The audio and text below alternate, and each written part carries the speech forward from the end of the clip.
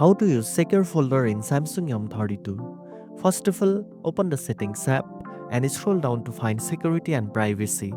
Tap on it, then select secure folder. You may be asked to sign in with your Samsung account, so enter your credentials or create an account if you don't have on it. Next, you will need to set up a lock type for your secure folder. You can choose from a PIN, pattern, password, or biometric options like fingerprint. This lock will protect all the content inside the secure folder. On setup, you can start adding apps and files to your secure folder. Now, toggle on Add Secure Folder to Apps screen and it will be added to your apps list. Go to the app drawer and open a secure folder.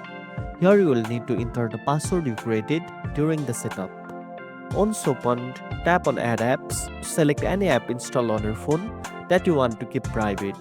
Similarly, tap on three dots at the top right and select Add Files to move photos, documents, or other files into the secure folder. Anything inside this folder is encrypted and separated from your main phone storage, so it can only be accessed by unlocking the secure folder. This is especially useful for keeping sensitive information like work documents, private photos, or banking apps secure. You can also customize the secure folder by changing its icon or name for extra privacy. Just tap the three dots in the top right corner and select Customize. Finally, remember that if you ever want to remove an app or file from the secure folder, you can do so by opening the folder, selecting the item, and choosing to move it out or delete it completely. And that's it.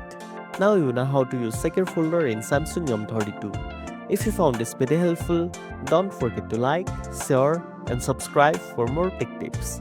Thanks for watching and I'll see you in the next one.